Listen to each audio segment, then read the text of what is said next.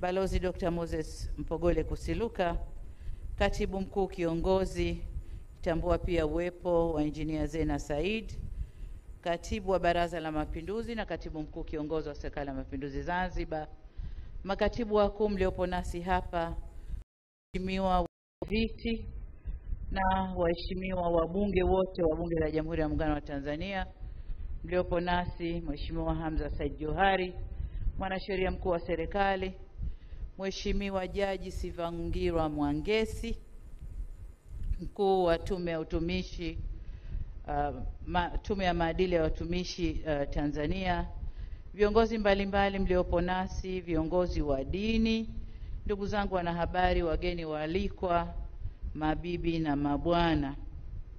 Jamhuri ya Muungano wa Tanzania, kazi na utu. Kwanza kabisa nianze kwa kumshukuru Mwenyezi Mungu tuwezesha kukutana hapa kwa shughuli tulioikusudia.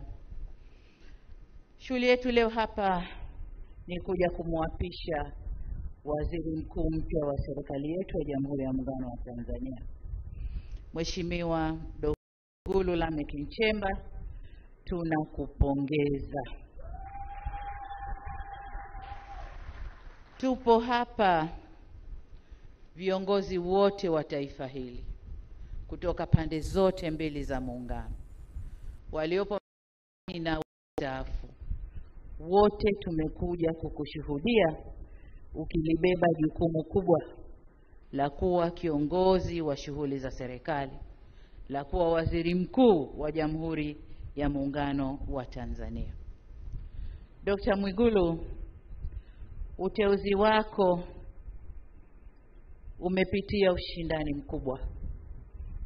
mkubwa, na katika vipindi kadhaa umeibuka kuwa na sifa nyingi kuliko wengine ulioshindana nao, na vigezo vyote vilivyopimwa, tumepima maeneo mbalimbali ya kuitumikia nchi hii, ya kulitumikia taifa hili. Kubwa zaidi ni wa kutumikia wananchi wa Jamhuri ya Muungano wa Tanzania. Narudia, wa Jamhuri ya Muungano wa Tanzania. Kazi zako na maelekezo yote yamo kwenye katiba, lakini nimekukabidhi vitabu vinavyoeleza majukumu yako na mambo yote ambayo unatakiwa kuyaangalia. Umepokea kijiti kutoka kwa waziri mkuu mstaafu ndugu yetu Mheshimiwa Kassim Majaliwa, ambaye amefanya kazi nzuri kufanikisha tunayotamba nayo leo. Tukitamba na ujenzi wa mashule, tukitamba na vituo vya afya, mahospitali ya kanda ya rufaa, kila tunachotamba nacho leo, yeye halikuwa nyuma yangu kuhakikisha yanakwenda vizuri. Kwa hiyo umepokea kijiti kutoka kwa mfanyakazi mzuri ambao sina shaka utafuata miguu yake na utaongeza pale unapohisi panahitaji kuongezwa nguvu. Hivyo tunakupongeza na kukutakia kila la heri katika utekelezaji wa majukumu yako mapya. Dr. Mwigulu, kama tulivyosema wakati wa kampeni na kama ilani yetu ya uchaguzi ya Chama cha Mapinduzi ya mwaka 2025-2030 inavyosema, kuna mengi tumewaahidi wananchi. Ukiangalia mambo yote na muda tulionao, muda ni mfinyu. Hivyo hatuna budi kuongeza kasi katika utendaji wetu. Wewe utakwenda kulisimamia baraza la mawaziri ambao nao wanaongoza sekta tofauti. Ni wajibu wako kuhakikisha kasi ya utekelezaji wa yale tuliyopanga inaongezwa ili tuweze kuyatimiza ndani ya muda mfupi. Lakini utekelezaji wa kazi zote hizo zinahitaji fedha, na wewe umetoka kwenye sekta ya fedha. Kwa muda wa miaka 5 umejua vichochoro vyote vilivyokuwa tukipita kutafuta. Atakayekaa ili naye aweze kupita kule tulikopita, fedha ipatikane na kazi ifanyike. Kwa ufupi, una kazi kubwa sana.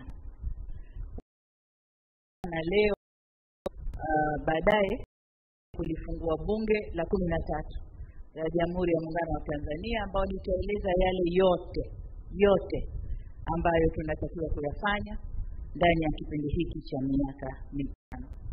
Kuna mengine uliyasema mwenyewe jana kwa bungeni, nilikusikiliza vizuri, na ni imani yangu kwamba hukuyasema tu, lakini una moyo wa dhati kusimamia yale yote. Kwa hiyo kama nilivyosema, tukutakie kazi njema. Mzigo huu si mdogo, na kwa umri wako, sijui Kassim aliingia akiwa na miaka mingapi, lakini kwa umri wako mzigo huu ni mkubwa. Kwa umri wako vishawishi ni vingi, na vishawishi nafasi na jamaa.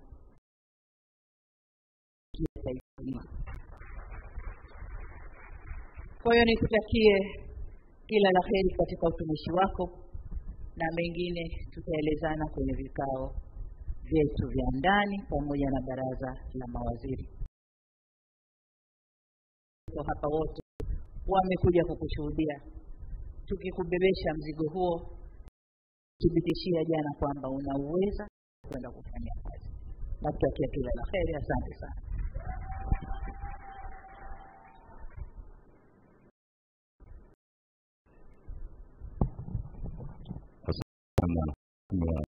Muungano wa Tanzania. Kinachofuata sasa, kwa heshima na taadhima, naomba kushiriki kumbukumbu la tukio hili. Salamu, naomba tuwe taratibu sasa.